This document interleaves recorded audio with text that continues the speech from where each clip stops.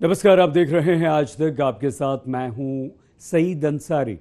राजस्थान में राज्यसभा की 3 सीटों के लिए चुनाव से पहले खरीद फरोख्त का चैप्टर खुल गया।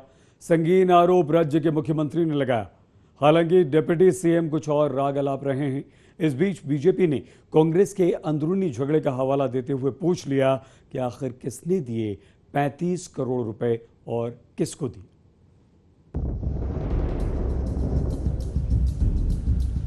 जयपुर के शिवविलास होटल के बाहर पहरा है। सादी वर्दी में पुलिस के जवान हैं। आने जाने वालों पर पैनी नजर है। कांग्रेस के विधायकों को कोरोना से ज्यादा टूटने का खतरा सता रहा है। लिहाजा शहर से 25 किलोमीटर दूर 5 स्टार रिजॉर्ट में कांग्रेस के विधायक पॉलिटिकल क्वारंटीन में चले गए। राज्यसभा चुनाव से पहले सियासी ड्रामा शुरू हुआ तो विस्फोटक बयान राजस्थान के सीएम अशोक गहलोत ने सबसे पहले दिया। ये टोटली खेल खेलेंगे मध्य प्रदेश वाले। हालांकि मध्य प्रदेश के 22 MP गए वाली 22 MLA गए, उनकी बहुत दुर्गति होती है। वो लोग वहाँ घुसने पाए क्षेत्र के अंदर। लोग कहते थे कि 25 करोड़ में भेजे लोग हो, किस पूछ आए वापस? 5 साल ही भेजा हमने आपको, अब आ गए जल्दी क्यों आए भाई? और बीजेपी वाले टिकट नहीं दे पा रहे उनको, क्योंकि वहाँ के बीजेपी खुद का कैडर है। वो कहता हम कहाँ जाएंगे। गहलोत का ये बयान यूं ही नहीं है। 19 जून को राजस्थान में 3 सीटों के लिए राज्यसभा के चुनाव हैं। कांग्रेस ने 2 उम्मीदवार मैदान में उतारे हैं।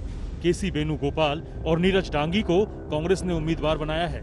संख्या के भरोसे कांग्रेस को लगता है कि वो दोनों सीटें जीत जाएगी, लेकिन इस बीच बीजेपी ने भी नया दांव चल दिया। बीजेपी ने भी मैदान में 2 उम्मीदवार उतारकर मुकाबले में रोमांच पैदा कर दिया है। बीजेपी की तरफ से राजेंद्र गहलोत और ओमकार सिंह लखावत ताल ठोक रहे हैं, लेकिन बीजेपी के इस खेल को कांग्रेस खरीद फरोख्त के चश्मे से देख रही है। इसके बाद कांग्रेस के विधायक रिजॉर्ट में लॉक हो गए। देश में कोरोना की रफ्तार तेज हो गई है तो राजस्थान में सियासी घटनाक्रम भी तेज हो गई है। कोरोना की वजह से देश में लॉकडाउन था, देश अनलॉक हुआ तो राजनीति भी अनलॉक हो गई है। लेकिन राजस्थान कांग्रेस के विधायक क्वारंटाइन तो हुए हैं, कोरोना की वजह से नहीं, पॉलिटिकल क्वारंटाइन है। और इस रिजॉर्ट में क्वारंटाइन हुए हैं। जयपुर से करीब 20 किलोमीटर दूर ये शिवविलास होटल से रिजॉर्ट है, जहां पर कांग्रेस के विधायकों और कांग्रेस को समर्थन दे रहे हैं निर्दलीय विधायकों को लाकर रखा गया है। 200 सीटों वाली राजस्थान विधानसभा में कांग्रेस के पास अपने 107 विधायक हैं और उसे आरएलडी के 1 विधायक और निर्दलीय 13 विधायकों, बीटीपी और लेफ्ट के विधायकों का समर्थन है। इस तरह कांग्रेस का दावा है कि उसे 123 विधायकों का समर्थन हासिल है, जबकि बीजेपी के पास 72 विधायक हैं। बीजेपी को राष्ट्रीय लोकतांत्रिक पार्टी के 3 विधायक का भी समर्थन हासिल है। इस तरह बीजेपी के साथ कुल 75 विधायक हैं, लेकिन राज्यसभा जाने के लिए हर उम्मीदवार को 51 वोटों की जरूरत है। ऐसे में कांग्रेस आसानी से 2 सीटें जीत रही है, जबकि बीजेपी को राज्यसभा की 2 सीटें जीतने के लिए और विधायकों की जरूरत पड़ेगी। सीटों की संख्या में बढ़त बनाने के बावजूद कांग्रेस को लगता है कि बीजेपी उसके गेम को बिगाड़ सकती है। इसलिए राजस्थान में कांग्रेस पार्टी के चीफ व्हिप महेश जोशी ने डीजीपी को खत लिखकर इशारों में बीजेपी पर निशाना साधा। कर्नाटक, मध्य प्रदेश और गुजरात की तर्ज पर राजस्थान में भी हमारे विधायकों और समर्थन कर रहे निर्दलीय विधायकों को भारी प्रलोभन देकर राज्य की लोकतांत्रिक तौर से चुनी सरकार को अस्थिर करने की कोशिश की जा रही है। ऐसे चिन्हित तत्वों के खिलाफ सख्त कार्रवाई की जाए। खरीद फरोख्त का चैप्टर खुला तो कांग्रेस की अंदरूनी तनातनी भी सामने आ गई। गहलोत और पायलट खेमे का दरार फिर से उभर आया। सूबे के डिप्टी सीएम और कांग्रेस के प्रदेश अध्यक्ष की माने तो उन्हें इसकी कोई जानकारी ही नहीं। ऐसा कुछ नहीं है, कुछ लोग भ्रम फैलाने की कोशिश कर रहे हैं, लेकिन संख्या बल हमारे पास है। हमारे जो सहयोगी दल हैं, निर्दलीय विधायक हैं, और पर्याप्त मात्रा से ज्यादा हमारे पास समर्थन है।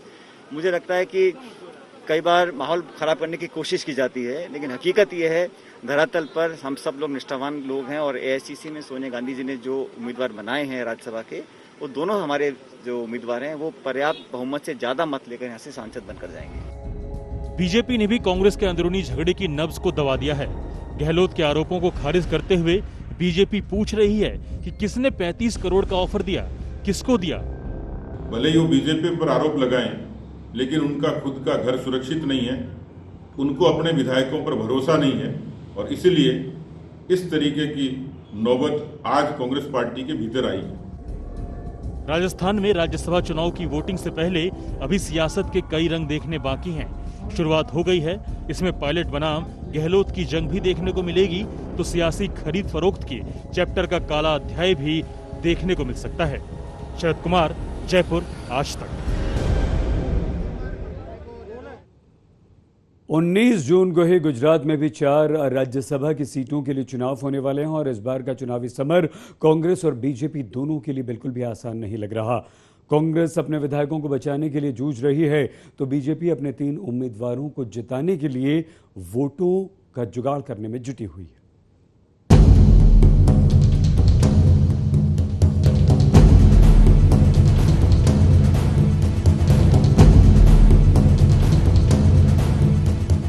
गुजरात में राज्यसभा चुनाव से पहले रिजॉर्ट गुलजार है।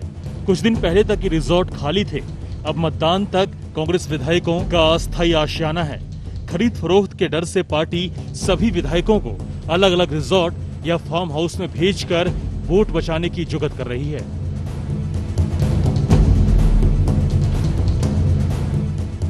उन्नीस जून को 4 राज्यसभा सीटों पर होने वाले राज्यसभा चुनाव में कांग्रेस मात नहीं खाना चाहती।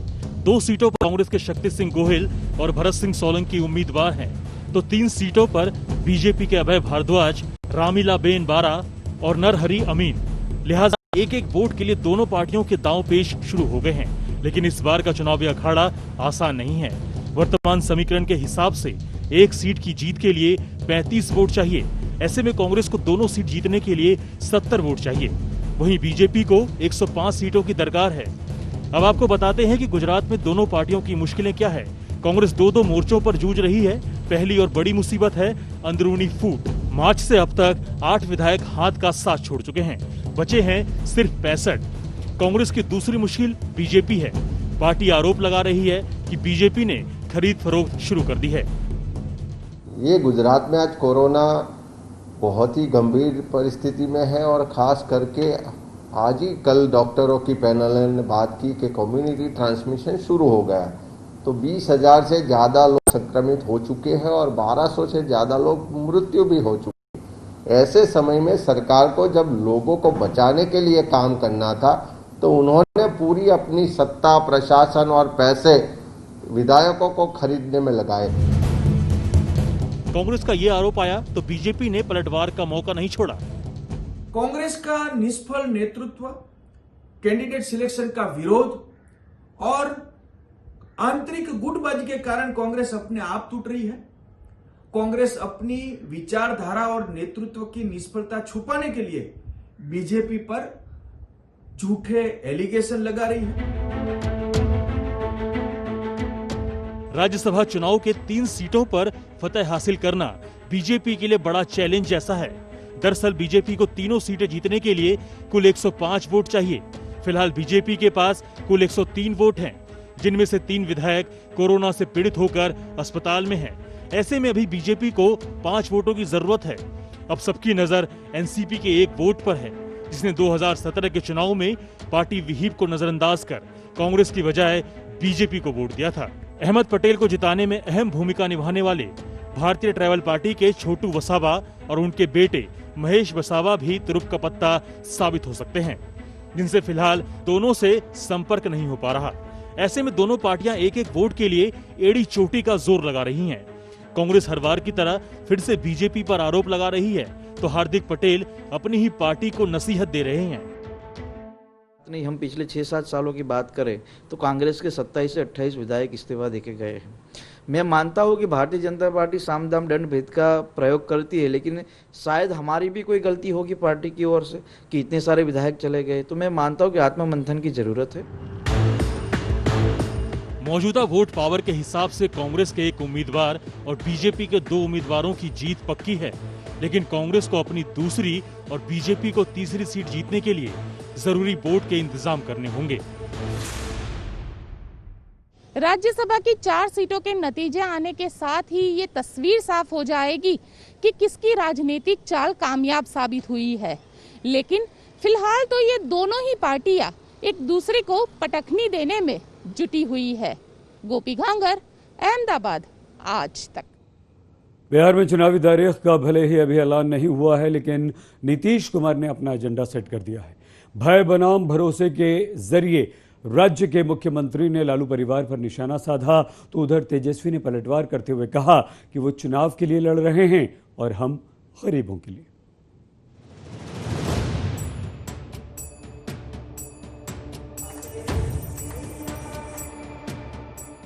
बिहार भले ही कोरोना से कराह रहा है, लेकिन चुनावी गाड़ी चल पड़ी है। सियासी गोटियां सेट की जा रही हैं, एजेंडा तैयार हो गया है।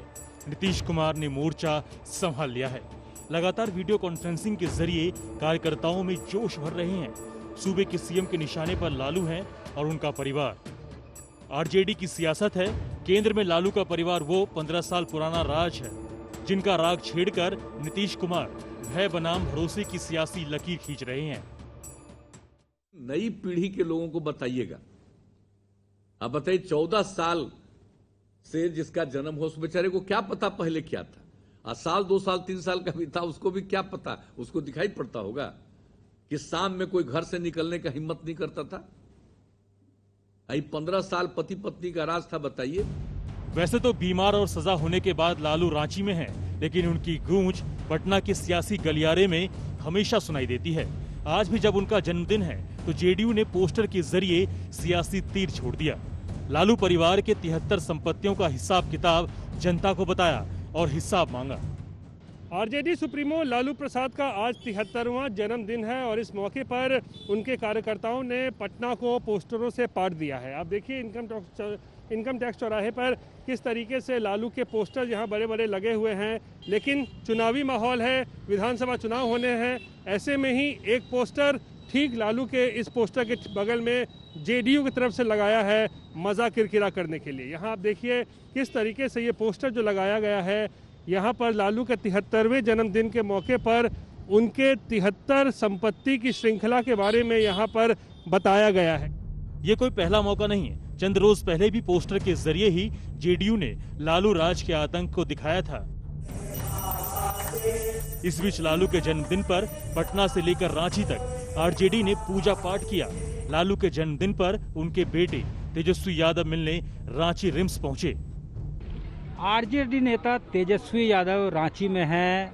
पार्टी सुप्रीमो लालू प्रसाद यादव का 73वां जन्मदिन है और उनको इस अवसर पे बधाई देना आए हैं, बतौर पुत्र भी और पार्टी नेता भी।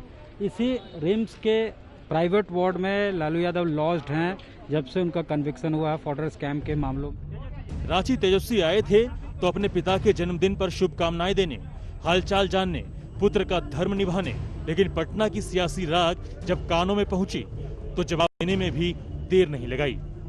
जिनको जनता ने चुना, वोट दिया, आज दुख की बात है कि आज गरीब का पेट भरने की बात नहीं कर रहे, पेट नहीं भर रहे, बल्कि उनको चुनाव और उनकी कुर्सी की चिंता है। उनको चुनाव की चिंता करने दीजिए, हमको गरीब की चिंता है।